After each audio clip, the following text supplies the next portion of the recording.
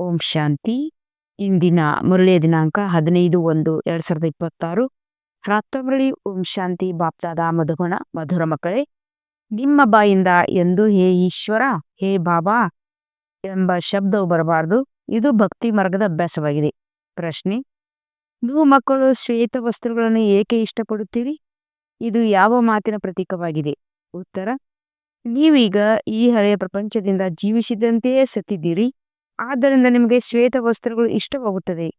ಈ ಶ್ವೇತ ವಸ್ತ್ರಗಳು ಮೃತ್ಯುವನ್ನು ಸಿದ್ಧ ಮಾಡುತ್ತದೆ. ಯಾರಾದರೂ ಮರಣ ಹೊಂದಿದಾಗ ಅವರ ಮೇಲೆ ಶ್ವೇತ ವಸ್ತ್ರಗಳನ್ನು ಹಾಕುತ್ತಾರೆ. ನೀವು ಮಕ್ಕಳು ಸಹ ಈಗ ಮರ್ಜೀವಿಗಳಾಗಿದ್ದೀರಿ. ಓಂ ಶಾಂತಿ. ಆತ್ಮಿಕ ತಂದೆಯ ಆತ್ಮಿಕ ಮಕ್ಕಳಿಗೆ ತಿಳಿಸುತ್ತಾರೆ. ಈ ಆತ್ಮಿಕ ಶಬ್ದವನ್ನು ಹೇಳದೆ ಕೇವಲ ತಂದೆ ಎಂದು ಹೇಳಿದರೂ ಸರಿಯಾಗಿದೆ. ತಂದೆಯು ಕುಳಿತು ಮಕ್ಕಳಿಗೆ ತಿಳಿಸುತ್ತಾರೆ. ಎಲ್ಲರೂ ತಮ್ಮನ್ನು ಸಹೋದರ ಸಹೋದರೆಂದೇ ಹೇಳಿಕೊಳ್ಳುತ್ತಾರೆ. ಅಂದಾಗ ತಂದೆಯು ಮಕ್ಕಳಿಗೆ ತಿಳಿಸಿಕೊಡುತ್ತಾರೆ. ಎಲ್ಲರಿಗೂ ತಿಳಿಸುವುದಿಲ್ಲ. ಎಲ್ಲರೂ ತಮ್ಮನ್ನು ಸಹೋದರ ಸಹೋದರೆಂದೇ ಹೇಳಿಕೊಳ್ಳುತ್ತಾರೆ. ಗೀತೆಯಲ್ಲಿ ಭಗವಾನ್ ವಾಚ್ ಎಂದು ಬರೆಯಲಾಗಿದೆ. ಈಗ ಭಗವಾನ್ ವಾಚವು ಯಾರ ಪ್ರತಿ? ಭಗವಂತನಿಗೆ ಎಲ್ಲರೂ ಮಕ್ಕಳಾಗಿದ್ದಾರೆ. ಅವರು ತಂದೆಯಾಗಿದ್ದಾರೆ. ಆದ್ದರಿಂದ ಭಗವಂತನ ಮಕ್ಕಳೆಲ್ಲರೂ ಪರಸ್ಪರ ಸಹೋದರಾಗಿದ್ದೀರಿ. ಭಗವಂತನೇ ತಿಳಿಸಿರಬೇಕು. ರಾಜಯೋಗನು ಕಲಿಸಿರಬೇಕಲ್ಲವೇ? ಈಗ ನಿಮ್ಮ ಬುದ್ಧಿಯ ಬೀಗವು ತೆರೆದಿದೆ. ಪ್ರಪಂಚದಲ್ಲಿ ಮತ್ತಾರಿಗೂ ಇಂಥ ವಿಚಾರಗಳು ನಡೆಯಲು ಸಾಧ್ಯವಿಲ್ಲ. ಯಾರ್ಯಾರಿಗೆ ಸಂದೇಶ ಸಿಗುತ್ತಾ ಹೋಗುವುದು, ಅವರು ಶಾಲೆಗೆ ಬರತೊಡಗುತ್ತಾರೆ, ಓದುತ್ತಾ ಹೋಗುತ್ತಾರೆ. ಪ್ರದರ್ಶನಿಯಂತೂ ನೋಡಿದೆವು, ಈಗ ಹೋಗಿ ಇನ್ನೂ ಹೆಚ್ಚಿನದಾಗಿ ಕೇಳೋಣ ಎಂದು ತಿಳಿಯುತ್ತಾರೆ. ಮೊಟ್ಟ ಮೊದಲ ಮುಖ್ಯ ಮಾತಾಗಿದೆ ಜ್ಞಾನ ಸಾಗರ ಪತಿತ ಪಾವನ ಗೀತಾ.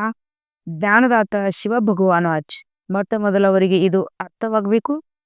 ಇವರಿಗೆ ಕಲಿಸಿಕೊಡುವವರು ಅಥವಾ ತಿಳಿಸಿಕೊಡುವವರು ಯಾರು? ಅವರು ಪರಂ ಆತ್ಮ ಜ್ಞಾನ ಸಾಗರ ನಿರಾಕಾರನಾಗಿದ್ದಾರೆ. ಅವರು ಸತ್ಯವಾಗಿದ್ದಾರೆ. ಅವರು ಸತ್ಯವನ್ನೇ ತಿಳಿಸುತ್ತಾರೆ. ಅದರಲ್ಲಿ ಮತ್ಯಾವುದೇ ಪ್ರಶ್ನೆ ಇರಲು ಸಾಧ್ಯವಿಲ್ಲ.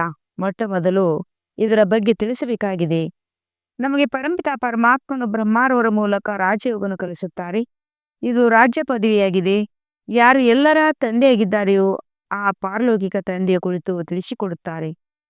ಅವರೇ ಎಲ್ಲದಕ್ಕಿಂತ ದೊಡ್ಡ ಅಥಾರಿಟಿಯಾಗಿದ್ದಾರೆ ಎಂಬುದು ಯಾರಿಗೆ ನಿಶ್ಚಯವಾಗಿ ಬಿಡುವುದು, ಅವರಿಗೆ ಮತ್ಯಾವುದೇ ಪ್ರಶ್ನೆಗಳು ಉತ್ಪನ್ನವಾಗಲು ಸಾಧ್ಯವಿಲ್ಲ. ಪತಿತ ಪಾವನನು ಇಲ್ಲಿ ಬರುತ್ತಾರೆಂದರೆ ಅವಶ್ಯವಾಗಿ ತನ್ನ ಸಮಯದಲ್ಲೇ ಬರುವರು. ನೀವು ನೋಡುತ್ತಿದ್ದೀರಿ, ಇದು ಅದೇ ಮಹಾಭಾರತ ಯುದ್ಧವಾಗಿದೆ. ವಿನಾಶದ ನಂತರ ಮತ್ತೆ ನಿರ್ವಿಕಾರಿ ಪ್ರಪಂಚ ಬರಲಿದೆ. ಇದು ವಿಕಾರಿ ಪ್ರಪಂಚವಾಗಿದೆ. ಈ ಭಾರತವೇ ನಿರ್ವಿಕಾರಿಯಾಗಿತ್ತು ಎಂಬುದನ್ನು ಮನುಷ್ಯರು ತಿಳ್ಕೊಂಡಿಲ್ಲ. ಬುದ್ಧಿಯು ಓಡುವುದೇ ಇಲ್ಲ. ಗಾಡ್ರೇಜ್ ಬೀಗವು ಹಾಕಲ್ಪಟ್ಟಿದೆ. ಅದರ ಬೀಗದ ಕೈ ಒಬ್ಬ ತಂದೆಯ ಬಳಿ ಇದೆ. ಆದ್ದರಿಂದ ಅವರಿಗೆ ಜ್ಞಾನದಾತ, ದಿವ್ಯ ಚಕ್ಷು, ವಿಧಾತನೆಂದು ಹೇಳಲಾಗುತ್ತದೆ. ಜ್ಞಾನದ ಮೂರನೇ ನೇತ್ರವನ್ನು ಕೊಡುತ್ತಾರೆ. ನಿಮಗೆ ಓದಿಸುವವರು ಯಾರೆಂಬುದು ಯಾವ ಮನುಷ್ಯರಿಗೂ ತಿಳಿದಿಲ್ಲ. ಈ ದಾದಾರವರು ಹೇಳುತ್ತಾರೆಂದು ತಿಳಿಯುವ ಕಾರಣ ಟೀಕೆ ಮಾಡುತ್ತಾರೆ. ಒಂದಲ್ಲ ಒಂದು ಮಾತನಾಡುತ್ತಾರೆ. ಆದ್ದರಿಂದ ಮೊಟ್ಟ ಮೊದಲನೆಯದಾಗಿ ಇದೇ ಮಾತನ್ನು ತಿಳಿಸಿ. ಇದರಲ್ಲಿ ಶಿವ ಭಗವಾನ್ ವಾಚನೆಂದು ಬರೆಯಲ್ಪಟ್ಟಿದೆ. ಭಗವಂತನು ಸತ್ಯವಾಗಿದ್ದಾರೆ. ತಂದೆ ತಿಳಿದುಕೊಳ್ಳುತ್ತಾರೆ, ನಾನು ಪತಿತ ಪಾವನ ಶಿವನಾಗಿದ್ದೇನೆ. ನಾನು ಪರಂಧಾಮದಿಂದ ಈ ಸಾಲಿಗ್ರಾಮಗಳಿಗೆ ಓದಿಸಲು ಬಂದಿದ್ದೇನೆ. ತಂದೆಯು ಜ್ಞಾನಪೂರ್ಣರಾಗಿದ್ದಾರೆ. ಸೃಷ್ಟಿಯ ಆದಿ ಮಧ್ಯ ಅಂತ್ಯದ ರಹಸ್ಯವನ್ನು ತಿಳಿಸುತ್ತಾರೆ. ಈ ಶಿಕ್ಷಣವು ಈಗ ನಿಮಗೆ ಬೇಹದ್ದಿನ ತಂದೆಯಿಂದ ಸಿಗುತ್ತಿದೆ. ಅವರೇ ಸೃಷ್ಟಿಯ ರಚಯಿತನಾಗಿದ್ದಾರೆ. ಪತಿತ ಸೃಷ್ಟಿಯನ್ನು ಪಾವನ ಮಾಡುವರಾಗಿದ್ದಾರೆ. ಹೇ ಪತಿತ ಪಾವನ ಬನ್ನಿ ಎಂದು ಕರೆಯುತ್ತಾರೆ. ಅಂದಮೇಲೆ ಮೊಟ್ಟ ಮೊದಲಿಗೆ ಅವರ ಪರಿಚಯವನ್ನು ಕೊಡಬೇಕಾಗಿದೆ. ಪರಂಪಿತ ಪರಮಾತ್ಮನ ಜೊತೆ ತಮ್ಮ ಸಂಬಂಧವೇನು? ಅವರು ಸತ್ಯವಾಗಿದ್ದಾರೆ. ನರನಿಂದ ನಾರನಾಗುವ ಸತ್ಯ ಜ್ಞಾನವನ್ನು ತಿಳಿಸುತ್ತಾರೆ. ಮಕ್ಕಳಿಗೆ ತಿಳಿದಿದೆ, ತಂದೆಯು ಸತ್ಯವಾಗಿದ್ದಾರೆ. ತಂದೆಯೇ ಸತ್ಯಖಂಡವನ್ನಾಗಿ ಮಾಡುತ್ತಾರೆ. ನೀವು ನರನಿಂದ ನಾರನಾಗಲು ಇಲ್ಲಿಗೆ ಬರುತ್ತೀರಿ. ಬ್ಯಾರಿಸ್ಟರ್ ಬಳಿಗೆ ಹೋದಾಗ ನಾವು ಬ್ಯಾರಿಸ್ಟರ್ ಆಗಲು ಬಂದಿದ್ದೇವೆಂದು ತಿಳಿದುಕೊಳ್ಳುತ್ತಾರೆ. ಈಗ ನಿಮಗೆ ನಿಶ್ಚಯವಿದೆ. ನಮಗೆ ಭಗವಂತನೇ ಓದಿಸುತ್ತಾರೆ. ಕೆಲವರು ನಿಶ್ಚಯ ಮಾಡಿಕೊಳ್ಳುತ್ತಾರೆ, ಮತ್ತೆ ಸಮಸ್ಯೆ ಬುದ್ಧಿವರಾಗಿ ಬಿಡುತ್ತಾರೆ. ಆಗ ಅವರಿಗೆ ಎಲ್ಲಾ ಮನುಷ್ಯರು ಹೇಳುತ್ತಾರೆ, ನೀವು ಭಗವಂತನೇ ನಮಗೆ ಓದಿಸ್ತಾರೆಂದು ಹೇಳುತ್ತಿದ್ದೀರಿ. ಮತ್ತೆ ಭಗವಂತನನ್ನು ಬಿಟ್ಟು ಏಕೆ ಬಂದಿದ್ದೀರಿ? ಸಮಸ್ಯೆ ಬರುವುದರಿಂದಲೇ ಓಡಿ ಹೋಗುತ್ತಾರೆ. ಯಾವುದಾದರೊಂದು ವಿಕರ್ಮ ಮಾಡುತ್ತಾರೆ. ಭಗವಾನ್ ವಾಚ್. ಕಾಮ ಶತ್ರುವಾಗಿದೆ. ಇದರ ಮೇಲೆ ಜಯ ಗಳಿಸುವುದರಿಂದಲೇ ನೀವು ಜಗಜ್ಜೀತರಾಗುವಿರಿ. ಯಾರು ಪಾವನರಾಗುವರೋ ಅವರೇ ಪಾವನ ಪ್ರಪಂಚದಲ್ಲಿ ಹೋಗುತ್ತಾರೆ. ಇಲ್ಲಿ ರಾಜಯೋಗದ ಮಾತಾಗಿದೆ. ನೀವು ಹೋಗಿ ಅಲ್ಲಿ ರಾಜ್ಯಭಾರ ಮಾಡುತ್ತೀರಿ. ಉಳಿದಂತೆ ಯಾರೆಲ್ಲ ಆತ್ಮಗಳಿದ್ದಾರೆಯೋ ಅವರು ತಮ್ಮ ಲೆಕ್ಕಾಚಾರಗಳನ್ನು ಮುಗಿಸಿಕೊಂಡು ಹಿಂತಿರುಗಿ ತಮ್ಮ ಮನೆಗೆ ಹೊರಟು ಹೋಗುತ್ತಾರೆ. ಇದು ಅಂತಿಮ ಸಮಯವಾಗಿದೆ. ಬುದ್ಧಿಯು ಹೇಳುತ್ತದೆ, ಸತ್ಯಯುಗವು ಖಂಡಿತ ಸ್ಥಾಪನೆಯಾಗಬೇಕಾಗಿದೆ. ಸತ್ಯಯುಗಕ್ಕೆ ಪಾವನ ಪ್ರಪಂಚವೆಂದು ಹೇಳಲಾಗುತ್ತದೆ. ಉಳಿದೆಲ್ಲರೂ ಮುಕ್ತಿಧಾಮಕ್ಕೆ ಹೊರಟು ಹೋಗುವರು. ಅವರು ಮತ್ತೆ ತಮ್ಮ ಪಾತ್ರವನ್ನು ಪುನರಾವರ್ತಿಸಬೇಕಾಗಿದೆ. ಪಾವನರಾಗಿ ಪಾವನ ಪ್ರಪಂಚದ ಮಾಲೀಕರಾಗಲು ನೀವು ಸಹ ತಮ್ಮ ಪುರುಷಾರ್ಥ ಮಾಡುತ್ತಿರುತ್ತೀರಿ. ಅಲ್ಲಿ ಎಲ್ಲರೂ ತಮ್ಮನ್ನು ಮಾಲೀಕರೆಂದು ತಿಳಿಯುತ್ತಾರಲ್ಲವೇ? ಪ್ರಜೆಗಳು ಮಾಲೀಕರಾಗಿರುತ್ತಾರೆ. ಈಗಿನ ಪ್ರಜೆಗಳು ಸಹ ತಮ್ಮ ಭಾರತವೆಂದು ಹೇಳುತ್ತಾರಲ್ಲವೇ? ದೊಡ್ಡ ದೊಡ್ಡ ಮನುಷ್ಯರು, ಸನ್ಯಾಸಿ ಮೊದಲಾದವರು ಸಹ ನಮ್ಮ ಭಾರತವೆಂದು ಹೇಳುತ್ತಾರೆ. ಈ ಸಮಯ ಭಾರತದಲ್ಲಿ ಎಲ್ಲರೂ ನರಕವಾಸಿಗಳಾಗಿದ್ದಾರೆ. ನಾವೀಗ ಸ್ವರ್ಗವಾಸಿಗಳಾಗಲು ಈ ರಾಜಯೋಗವನ್ನು ಕಲಿಯುತ್ತಿದ್ದೇವೆಂದು ನೀವು ತಿಳಿಯುತ್ತೀರಿ. ಎಲ್ಲರೂ ಸ್ವರ್ಗವಾಸಿಗಳಾಗುವುದಿಲ್ಲ. ಈ ಜ್ಞಾನವು ಈಗ ಬಂದಿದೆ. ಅವರೆಲ್ಲರೂ ಶಾಸ್ತ್ರ ಇತ್ಯಾದಿ ಏನೆಲ್ಲವನ್ನು ತಿಳಿಸುತ್ತಾರೆಯೋ ಅವರು ಶಾಸ್ತ್ರಗಳ ಅಥಾರಿಟಿ ಹೇಗಿದ್ದಾರೆ ತಂದೆಯು ತಿಳಿಸುತ್ತಾರೆ. ಈ ಭಕ್ತಿ ಮಾರ್ಗದ ವೇದಶಾಸ್ತ್ರ ಇತ್ಯಾದಿಗಳೆಲ್ಲವನ್ನು ಓದುವುದರಿಂದ ಏನೇನು ಕೆಳಗಿಳಿಯುತ್ತಲೇ ಹೋಗುತ್ತೀರಿ. ಇದೆಲ್ಲವೂ ಭಕ್ತಿ ಮಾರ್ಗದವಾಗಿದೆ. ತಂದೆ ತಿಳಿಸುತ್ತಾರೆ, ಯಾವಾಗ ಭಕ್ತಿ ಮಾರ್ಗವು ಪೂರ್ಣವಾಗುವುದೋ ಆಗಲೇ ನಾನು ಬರುತ್ತೇನೆ. ನಾನು ಬಂದು ಎಲ್ಲಾ ಭಕ್ತರಿಗೆ ಭಕ್ತಿಯ ಫಲವನ್ನು ಕೊಡಬೇಕಾಗುತ್ತದೆ. ಭಕ್ತರು ಅನೇಕರಿದ್ದಾರೆ. ಹೇ ಗಾಡ್ ಫಾದರ್ ಎಂದು ಎಲ್ಲರೂ ಕರೆಯುತ್ತಾರೆ. ಭಕ್ತರ ಬಾಯಿಂದ ಓ ಗಾಡ್ ಫಾದರ್, ಹೇ ಭಗವಂತ ಎಂದು ಅವಶ್ಯವಾಗಿ ಬರುತ್ತದೆ. ಮನುಷ್ಯರಿಗೆ ಇದು ಅರ್ಧಕಲ್ಪದಿಂದ ಅಭ್ಯಾಸವಾಗಿಬಿಟ್ಟಿದೆ. ಆದರೆ ನಿಮಗೆ ತಿಳಿದಿದೆ, ಅವರಂತೂ ನಮ್ಮ ತಂದೆಯಾಗಿದ್ದಾರೆ ಅಂದಮೇಲೆ ಅವರನ್ನು ಹೇ ಬಾಬಾ ಎನ್ನುವಂತಿಲ್ಲ. ತಂದೆಯಿಂದಲೇ ಆಸ್ತಿಯನ್ನು ಪಡೆಯಬೇಕಾಗಿದೆ. ಮೊದಲೇ ನಿಶ್ಚಯವಿದೆ, ನಾವು ತಂದೆಯಿಂದ ಆಸ್ತಿಯನ್ನು ಪಡೆಯುತ್ತೇವೆ. ತಂದೆಯು ಮಕ್ಕಳಿಗೆ ಆಸ್ತಿಯನ್ನು ತೆಗೆದುಕೊಡಲು ಅಧಿಕಾರವನ್ನಾಗಿ ಮಾಡುತ್ತಾರೆ. ತಂದೆಯು ಮಕ್ಕಳಿಗೆ ಆಸ್ತಿಯನ್ನು ತೆಗೆದುಕೊಳ್ಳಲು ಅಧಿಕಾರಿಗಳನ್ನಾಗಿ ಮಾಡುತ್ತಾರೆ. ಇವರು ಸತ್ತ ತಂದೆಯಲ್ಲವೇ? ತಂದೆಗೆ ಗೊತ್ತಿದೆ, ಇವರು ನನ್ನ ಮಕ್ಕಳಾಗಿದ್ದಾರೆ. ಇವರಿಗೆ ನಾನು ಜ್ಞಾನಾಮೃತವನ್ನು ಕುಡಿಸಿ ಜ್ಞಾನಚಿತೆಯ ಮೇಲೆ ಕೂರಿಸಿ ಘೋರ ನಿದ್ರೆಯಿಂದ ಎಬ್ಬಿಸಿ ಸ್ವರ್ಗದಲ್ಲಿ ಕರೆದುಕೊಂಡು ಹೋಗುತ್ತೇನೆ. ಆತ್ಮಗಳು ಅಲ್ಲಿ ಶಾಂತಿಧಾಮ ಮತ್ತು ಸುಖಧಾಮದಲ್ಲಿರುತ್ತಾರೆ. ಸುಖಧಾಮಕ್ಕೆ ನಿರ್ವಿಕಾರಿ ಪ್ರಪಂಚವೆಂದು ಹೇಳಲಾಗುತ್ತದೆ. ಸಂಪೂರ್ಣ ನಿರ್ವಿಕಾರಿ ದೇವತೆಗಳಲ್ಲವೇ? ಮತ್ತೆ ಶಾಂತಿಧಾಮವು ಮಧುರ ಮನೆಯಾಗಿದೆ. ಈಗ ನಿಮಗೆ ಅರ್ಥವಾಗಿದೆ, ಅದು ನಮ್ಮ ಮನೆಯಾಗಿದೆ. ನಾವು ಪಾತ್ರಧಾರಿಗಳು. ಇಲ್ಲಿ ಪಾತ್ರವನ್ನು ಅಭಿನಯಿಸಲು ಆ ಶಾಂತಿಧಾಮದಿಂದ ಬರುತ್ತೇವೆ. ನಾವಾತ್ಮರು ಇಲ್ಲಿನ ನಿವಾಸಿಗಳಲ್ಲ. ಆ ಸ್ಥೂಲ ಪಾತ್ರಧಾರಿಗಳು ಇಲ್ಲಿಯ ನಿವಾಸಿಗಳಾಗಿರುತ್ತಾರೆ. ಕೇವಲ ಮನೆಯಿಂದ ಬಂದು ವಸ್ತ್ರವನ್ನು ಬದಲಾಯಿಸಿ ಪಾತ್ರವನ್ನು ಅಭಿನಯಿಸುತ್ತಾರೆ. ನೀವಂತೂ ತಿಳ್ಕೊಂಡಿದ್ದೀರಿ, ನಮ್ಮ ಮನೆಯು ಶಾಂತಿಧಾಮವಾಗಿದೆ. ನಾವು ಮತ್ತೆ ಅಲ್ಲಿಗೆ ಹಿಂತಿರುಗಿ ಹೋಗುತ್ತೇವೆ. ಯಾವಾಗ ಎಲ್ಲಾ ಪಾತ್ರಧಾರಿಗಳು ಸ್ಟೇಜಿನ ಮೇಲೆ ಬಂದು ಬಿಡುವರೋ ಆಗ ತಂದೆಯು ಮತ್ತೆ ಎಲ್ಲರನ್ನು ಕರೆದುಕೊಂಡು ಹೋಗುತ್ತಾರೆ. ಆದ್ದರಿಂದ ಅವರಿಗೆ ಮುಕ್ತಿದಾತ ಮಾರ್ಗದರ್ಶಕನೆಂದು ಹೇಳಲಾಗುತ್ತದೆ. ದುಃಖ ಅರ್ಥ ಸುಖಕರ್ತನಾಗಿದ್ದಾರೆ ಅಂದಾಗ ಇಷ್ಟೆಲ್ಲ ಮನುಷ್ಯಾತ್ಮರು ಎಲ್ಲಿ ಹೋಗುವರು? ವಿಚಾರ ಮಾಡಿ. ಪತಿತ ಪಾವನನ್ನು ಕರೆಯುತ್ತೀರಿ ಏತಕ್ಕಾಗಿ? ತಮ್ಮ ಮೃತ್ಯುವಿಗಾಗಿ ದುಃಖದ ಪ್ರಪಂಚದಲ್ಲಿರಲು ಇಷ್ಟವಿಲ್ಲ. ಆದ್ದರಿಂದ ಮನೆಗೆ ನಡೆಯಿರಿ ಎಂದು ತಂದೆ ಹೇಳುತ್ತಾರೆ. ಇವರೆಲ್ಲರೂ ಮುಕ್ತಿಯನ್ನೇ ಇಚ್ಛಿಸುವವರಾಗಿದ್ದಾರೆ. ಭಾರತದ ಪ್ರಾಚೀನ ರಾಜಯೋಗವು ಎಷ್ಟು ಪ್ರಸಿದ್ಧವಾಗಿದೆ. ಇದನ್ನು ಕಲಿಸಲು ವಿದೇಶಕ್ಕೂ ಹೋಗುತ್ತಾರೆ. ವಾಸ್ತವದಲ್ಲಿ ಹಠಯೋಗಿಗಳು ರಾಜಯೋಗವನ್ನು ಅರಿತುಕೊಂಡೇ ಇಲ್ಲ. ಅವರ ಯೋಗವೇ ತಪ್ಪಾಗಿದೆ. ಆದ್ದರಿಂದ ನೀವು ಹೋಗಿ ಸತ್ಯ ರಾಜಯೋಗವನ್ನು ಕಲಿಸಬೇಕಾಗಿದೆ. ಮನುಷ್ಯರು ಸನ್ಯಾಸಿಗಳ ಕಾವಿ ಬಟ್ಟೆಯನ್ನು ನೋಡಿ ಅವರಿಗೆ ಎಷ್ಟೊಂದು ಮಾನ್ಯತೆಯನ್ನು ಕೊಡುತ್ತಾರೆ. ಬೌದ್ಧ ಧರ್ಮದಲ್ಲಿಯೂ ಸನ್ಯಾಸಿಗಳು ಕಾವಿ ಧರಿಸುವುದನ್ನು ನೋಡಿ ಅವರಿಗೆ ಗೌರವಿಸುತ್ತಾರೆ. ಸನ್ಯಾಸಿಗಳಂತೂ ನಂತರದಲ್ಲಿ ಬರುತ್ತಾರೆ. ಬೌದ್ಧ ಧರ್ಮದಲ್ಲಿ ಆರಂಭದಲ್ಲಿ ಯಾರು ಸನ್ಯಾಸಿಗಳಿರುವುದಿಲ್ಲ. ಯಾವಾಗ ಪಾಪವು ಹೆಚ್ಚಾಗುತ್ತದೆಯೋ ಆಗ ಬೌದ್ಧ ಧರ್ಮದಲ್ಲಿ ಸನ್ಯಾಸ ಧರ್ಮವು ಸ್ಥಾಪನೆಯಾಗುತ್ತದೆ. ಪ್ರೇಮದಲ್ಲಂತೂ ಆ ಆತ್ಮರು ಮೇಲಿನಿಂದ ಬರುತ್ತಾರೆ. ಅವರ ಸಂಖ್ಯೆ ಹೆಚ್ಚಾಗುತ್ತದೆ. ಆರಂಭದಲ್ಲಿ ಸನ್ಯಾಸವನ್ನು ಕಲಿಸಿ ಏನ್ ಮಾಡಬೇಕು? ಆದ್ದರಿಂದ ನಂತರದಲ್ಲಿ ಸನ್ಯಾಸವಾಗುತ್ತದೆ. ಇದನ್ನು ಸಹ ಇಲ್ಲಿಂದ ಅವರು ಕಾಪಿ ಮಾಡುತ್ತಾರೆ. ಕ್ರಿಶ್ಚಿಯನರಲ್ಲಿಯೂ ಅನೇಕರು ಸನ್ಯಾಸಿಗಳಿಗೆ ಮಾನ್ಯತೆ ಕೊಡುತ್ತಾರೆ. ಕಾವಿ ವಸ್ತ್ರವನ್ನು ಹಠಯೋಗಿಗಳಾಗಿದೆ. ನೀವಂತೂ ಗೃಹಸ್ಥ ಬಿಡಬೇಕಾಗಿಲ್ಲ. ಅಥವಾ ಯಾವುದೇ ಶ್ವೇತ ವಸ್ತ್ರಗಳನ್ನು ಧರಿಸಲೇಬೇಕೆಂಬ ಬಂಧನವಿಲ್ಲ. ಆದರೆ ಶ್ವೇತ ವಸ್ತ್ರ ಒಳ್ಳೆಯದಾಗಿದೆ.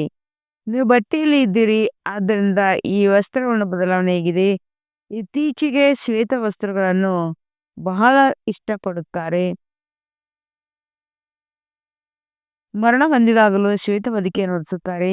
ನೀವು ಸಹ ಈಗ ಮರಿಚಿಮಾಗಿದ್ದೀರಿ, ಆದ್ದರಿಂದ ಶ್ವೇತ ವಸ್ತ್ರವು ಚೆನ್ನಾಗಿದೆ. ಮೊದಲಿಗೆ ಯಾರೇ ಬಂದರೂ ಸಹ ತಂದೆಯ ಪರಿಚಯ ಕೊಡಬೇಕಾಗಿದೆ. ಇಬ್ಬರು ತಂದೆಯರಿದ್ದಾರೆ. ಈ ಮಾತುಗಳನ್ನು ತಿಳಿದುಕೊಳ್ಳುವುದರಲ್ಲಿ ಸಮಯ ತೆಗೆದುಕೊಳ್ಳುತ್ತದೆ. ಪ್ರದರ್ಶನೆಯಲ್ಲಿ ನೀವು ಇಷ್ಟೊಂದು ತಿಳಿಸಲು ಸಾಧ್ಯವಿಲ್ಲ. ಸತ್ಯುಗದಲ್ಲಿ ಒಬ್ಬರೇ ತಂದೆಯಿರುತ್ತಾರೆ. ಆ ಸಮಯದಲ್ಲಿ ನಿಮಗೆ ಮೂವರು ತಂದೆಯಿರುತ್ತಾರೆ. ಏಕೆಂದರೆ ಪ್ರಜಾಪಿತ ಬ್ರಹ್ಮನ ತನುವಿನಲ್ಲಿ ಭಗವಂತನ ಬರುತ್ತಾನೆ. ಅಂದಾಗ ಅವರು ಸಹ ಎಲ್ಲರ ಅಲೌಕಿಕ ತಂದೆಯಾಗಿದ್ದಾರೆ. ಅಲೌಕಿಕ ತಂದೆಯೂ ಇದ್ದಾರೆ. ಒಳ್ಳೆಯದು. ಈಗ ಮೂವರು ತಂದೆಯರಲ್ಲಿ ಅತಿ ಶ್ರೇಷ್ಠ ಆಸ್ತಿಯು ಯಾರ್ದಾಗಿದೆ? ನಿರಾಕಾರ ತಂದೆಯು ಆಸ್ತಿಯನ್ನು ಹೀಗೆ ಕೊಡೋರು. ಇದಕ್ಕೆ ಅವರು ಬ್ರಹ್ಮನ ಮೂಲಕ ಎಂದು ಹೇಳುತ್ತಾರೆ. ಆದ್ದರಿಂದ ಈ ಚಿತ್ರದಲ್ಲಿ ನೀವು ಬಹಳ ಚೆನ್ನಾಗಿ ತಿಳಿಸಬಲ್ಲಿರಿ.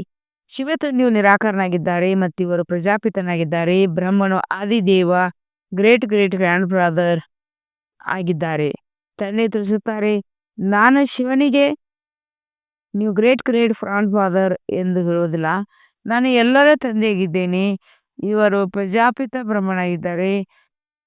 ನೀವೆಲ್ಲರೂ ಸಹೋದರ ಸಹೋದರಾಗಿದ್ದೀರಿ. ಬಲೆ ಸ್ತ್ರೀ ಪುರುಷರಿದ್ದಾರೆ, ಆದರೆ ಬುದ್ಧಿಯಿಂದ ತಿಳಿದಿಲ್ಲ.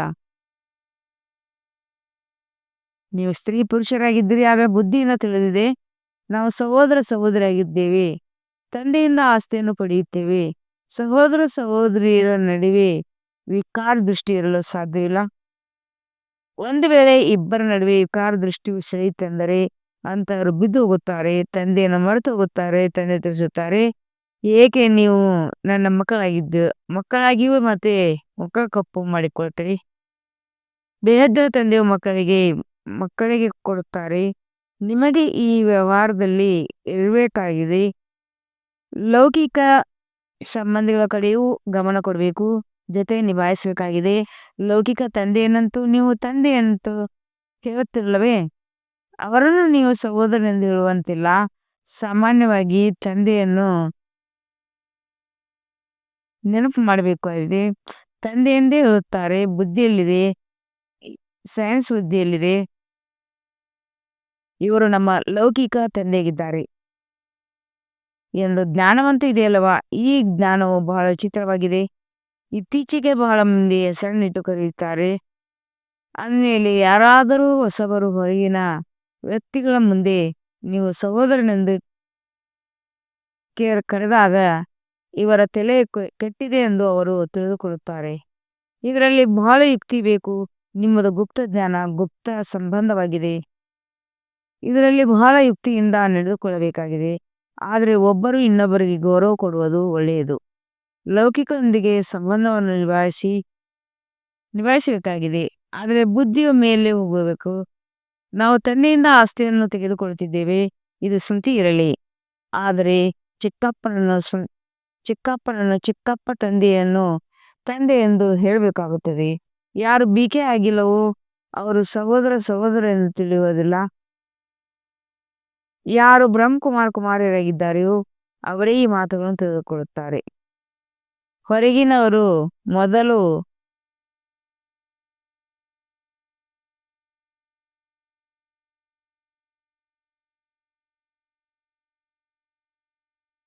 ಈ ಮಾತುಗಳನ್ನು ಕೇಳಿದಾಗ ತಬ್ಬಿಬ್ಬಾಗುತ್ತಾರೆ. ಇದರಲ್ಲಿ ತಿಳಿದುಕೊಳ್ಳುವ ಬಹಳ ಒಳ್ಳೆಯ ವಿದ್ಯೆ ಬೇಕು.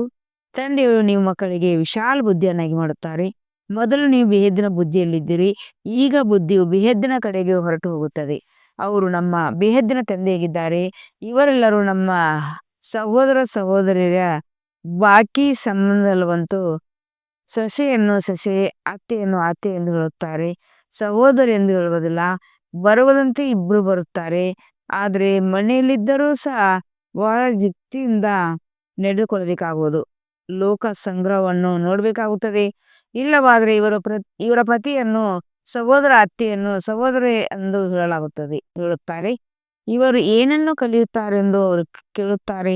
ಈ ಜ್ಞಾನದ ಮಾತುಗಳು ನಿಮಗೆ ಗೊತ್ತು, ಮತ್ತಾರಿಗೆ ಗೊತ್ತಿಲ್ಲ. ನಿಮ್ಮ ಗತಿ ಮತವು ನಿಮಗೆ ತಿಳಿದಿದೆ ಎಂದು ಹೇಳುತ್ತಾರಲ್ಲವೇ? ನೀವೀಗ ಅವರ ಮಕ್ಕಳಾಗಿದ್ದೀರಿ ಅಂದಮೇಲೆ ನಿಮ್ಮ ಗತಿ ಮತವು ಸಹ ನಿಮಗೆ ಗೊತ್ತಿದೆ. ಬಹಳ ಸಂಭಾವನೆಯಿಂದ ನಡೆದುಕೊಳ್ಬೇಕಾಗುತ್ತದೆ. ಎಲ್ಲಿಯೂ ಯಾರು ತಬ್ಬಿಬ್ಬರಾಗುವಂತಾಗಬಾರದು. ಅಂದಾಗ ಪ್ರದರ್ಶನಿಯಲ್ಲಿಯೂ ಸಹ ನೀವು ಮಕ್ಕಳು ಮೊಟ್ಟ ಮೊದಲು ಇದನ್ನು ತಿಳಿಸಬೇಕಾಗಿದೆ.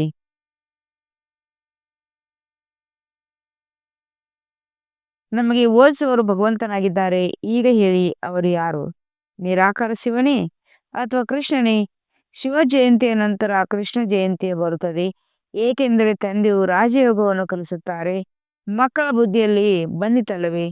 ಎಲ್ಲಿಯವರೆಗೆ ಶಿವ ಪರಮಾತ್ಮನು ಬರುವುದಿಲ್ಲವೋ ಅಲ್ಲಿಯವರೆಗೆ ಜಯಂತಿಯನ್ನು ಆಚರಿಸಲು ಸಾಧ್ಯವಿಲ್ಲ. ಎಲ್ಲಿಯವರೆಗೆ ಶಿವನು ಬಂದು ಕೃಷ್ಣನ ಪುರಿಯನ್ನು ಶಾಂತಿಯನ್ನು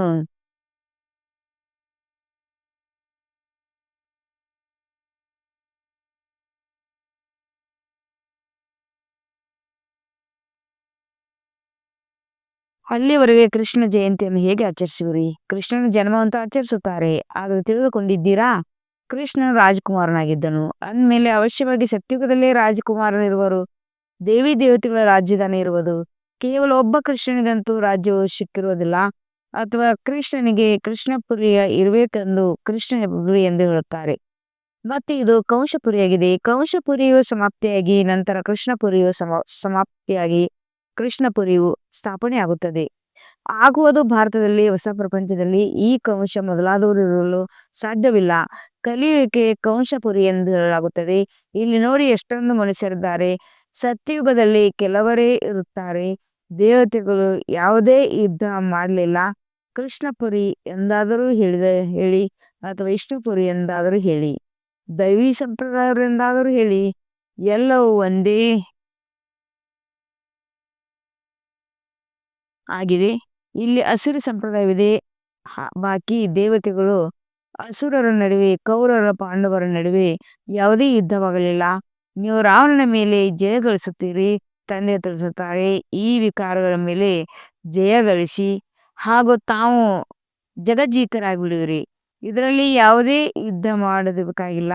ಯುದ್ಧದ ಹೆಸರನ್ನು ತೆಗೆದುಕೊಂಡು ಅದು ಹಿಂಸೆಯಾಗಿ ಬಿಡುವುದು. ರಾವಣನ ಮೇಲೆ ಜಯ ಗಳಿಸಬೇಕಾಗಿದೆ. ಆದರೆ ಅಹಿಂಸೆಯಿಂದ ಕೇವಲ ತಂದೆಯನ್ನು ನೆನಪು ಮಾಡುವುದರಿಂದ ನಮ್ಮ ವಿಕರ್ಮಗಳು ವಿನಾಶವಾಗುತ್ತವೆ. ಯುದ್ಧ ಮೊದಲಾದ ಯಾವುದೇ ಮಾತಿಲ್ಲ. ತಂದೆ ತಿಳಿಸುತ್ತಾರೆ, ನೀವು ಸತೋಪ್ರಧಾನರಾಗಿ ಬಿಟ್ಟಿದ್ದೀರಿ. ಸತೋಪ್ರಧಾನರಾಗಬೇಕಾಗಿದೆ. ಭಾರತದಲ್ಲಿ ಪ್ರಾಚೀನ ರಾಜ್ಯವು ಪ್ರಸಿದ್ಧವಾಗಿದೆ. ತಂದೆ ತಿಳಿಸುತ್ತಾರೆ, ನನ್ನ ಜೊತೆ ಬುದ್ಧಿಯೋಗವನ್ನು ಜೋಡಿಸಿ, ಆಗ ನಿಮ್ಮ ಪಾಪಗಳು ಭಸ್ಮವಾಗುತ್ತವೆ. ತಂದೆ ಪತಿತರನ್ನು ಪಾವನಾಗಿ ಮಾಡೊಂದಿಗೆ ಬುದ್ಧಿಯೋಗವನ್ನು ನೀಡಬೇಕಾಗಿದೆ. ಇದರಿಂದ ನೀವು ಪ್ರತೀತರಿಂದ ಪಾವನರಾಗಿ ಬಿಡುವಿರಿ. ನೀವೀಗ ಪ್ರತ್ಯಕ್ಷದಲ್ಲಿ ಅವರ ಜೊತೆ ಬುದ್ಧಿಯೋಗ ನೀಡುತ್ತಿದ್ದೀರಿ. ಇದರಲ್ಲಿ ಯಾವುದೇ ಯುದ್ಧದ ಮಾತಿಲ್ಲ. ಯಾರು ಚೆನ್ನಾಗಿ ಓದುವರು ಮತ್ತು ತಂದೆಯ ಜೊತೆ ಯೋಗವನ್ನು ನೀಡುವರು, ಅವರೇ ತಂದೆಯಿಂದ ಆಸ್ತಿಯನ್ನು ಪಡೆಯುತ್ತಾರೆ. ಒಳ್ಳೆಯದು. ಮಧುರಾತಿ ಮಧುರ ಅಗಲಿ ಹೋಗಿ ಮರಳಿ ಸಿಕ್ಕರು ಮಕ್ಕಳ ಪ್ರತಿ ಮಾಪಿತ ಬಾಪ್ತರ ನೆನಪು ಪ್ರೀತಿಯಾಗ ಸುಪ್ರಭಾತ. ಆತ್ವಿಕ ಮಕ್ಕಳ ಆತ್ವಿಕ ತಂದೆಯ ನಮಸ್ತೆ. हम रूहानी बच्चों की रूहानी बाप दादा को याद कर और गुड मॉर्निंग और नमस्ते नमस्ते नमस्ते. शुक्रिया बाबा, शुक्रिया. ವಹಾ ಬಾಬಾ ವಹಾ. ಧಾರಣೆಗಾಗಿ ಮಕ್ಕಳ ಸಾರ 1 ಆಗಿದೆ. ಸಹೋದರ ಸಹೋದರನ ದೃಷ್ಟಿ ಅಭ್ಯಾಸ ಮಾಡುತ್ತಾ ಲೌಕಿಕ ಬಂಧನದೊಳಗೆ ಸಂಬಂಧ ನಿಭಾಯಿಸಬೇಕಾಗಿದೆ. ಬಹಳ ಯುಕ್ತಿಯಿಂದ ನಡೆಯಬೇಕಾಗಿದೆ.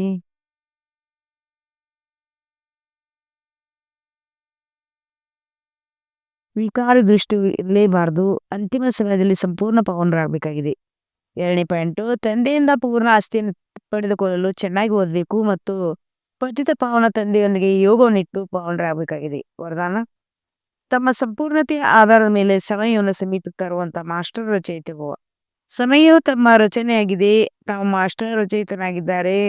ರಚಯಿತನ ರಚನೆಯ ಆಧಾರದ ಮೇಲೆ ಆಡಳಿತವಾಗಿರುವುದಿಲ್ಲ. ರಚಯಿತನು ರಚನೆಯನ್ನು ಅಧೀನ ಮಾಡುವನು. ಆದ್ದರಿಂದ ಈ ರೀತಿ ಎಂದಿಗೂ ಯೋಚಿಸಿದ್ರಿ. ಸಮಯವೇ ಸ್ವತಃವಾಗಿ ಸಂಪೂರ್ಣರನ್ನಾಗಿ ಮಾಡಿಬಿಡುವುದು. ತಾವು ಸಂಪೂರ್ಣರಾಗಿ ಸಮಯವನ್ನು ಸಮೀಪದಲ್ಲಿ ತರಬೇಕಾಗಿದೆ. ಅದೇ ರೀತಿ ಯಾವುದೇ ವಿಘ್ನಗಳು ಬಂದಿತೆಂದರೆ ಸಮಯದ ಅನುಸಾರ ಅವಶ್ಯವಾಗಿ ಹೋಗುವುದು. ಅದರ ಸಮಯಕ್ಕೆ ಮೊದಲು ಅದನ್ನು ಪರಿವರ್ತನೆ ಶಕ್ತಿಯ ಮೂಲಕ ಪರಿವರ್ತಿಸಿ ಬಿಡಿ. ಇದರಿಂದ ಆ ಪ್ರಾಪ್ತಿಯು ತಮಗೆ ಆಗುವುದು. ಸಮಯ ಆಧಾರದ ಮೇಲೆ ಪರಿವರ್ತನೆ ಮಾಡಿದರೆಂದರೆ ಅದರ ಪ್ರಾಪ್ತಿಯು ತಮಗಾಗುವುದಿಲ್ಲ. ಸ್ಲೋಗನ್: ಕರ್ಮ ಮತ್ತು ಯೋಗದ ಸಮತೋಲನ ಬಿಡುವುದೇ ಸತ್ಯ ಕರ್ಮಯೋಗಿ ಆಗಿದ್ದಾರೆ. ಅಗತ್ಯ ಸೂಚನೆಗಳು: ಈ ಅಗತ್ಯ ಮಾಸದಲ್ಲಿ ಬಂಧನ ಮುಕ್ತರಾಗಿ ಜೀವನ ಮುಕ್ತ ಸ್ಥಿತಿ ಅನುಭವ ಮಾಡ್ರಿ. ವಿವರಣೆ: ಎಲ್ಲಿಯವರೆಗೆ ಕರ್ಮೇಂದ್ರಿಯಗಳ ಆಧಾರವಿರುವುದು ಅಲ್ಲಿಯವರೆಗೆ ಕರ್ಮವನ್ನು ಮಾಡಲೇಬೇಕು. ಆದರೆ ಅದು ಕರ್ಮ ಬಂಧನದ ಅಲ್ಲ. ಕರ್ಮ ಸಂಬಂಧ ಜೀವನ್ಮುಕ್ತ ಅಂದರೆ ಯಶಸ್ಸು ಹೆಚ್ಚು ಮತ್ತು ಕರ್ಮದ ಹೊರೆ ಇಲ್ಲ. ಯಾರು ಮುಕ್ತರೋ ಅವರು ಸದಾ ಸಫಲತಾ ಮೂರ್ತಿಯಾಗಿರುತ್ತಾರೆ. ಜೀವನ್ಮುಕ್ತಿ ಸದಾ ನಶೆಯಿಂದ ಇರುತ್ತದೆ. ವಿಜಯ ನಿಶ್ಚಿತವಾಗಿದೆ. ಯಶಸ್ಸು ನಮ್ಮ ಜನ್ಮಸಿದ್ಧ ಅಧಿಕಾರವಾಗಿದೆ. ಓಂ ಶಾಂತಿ.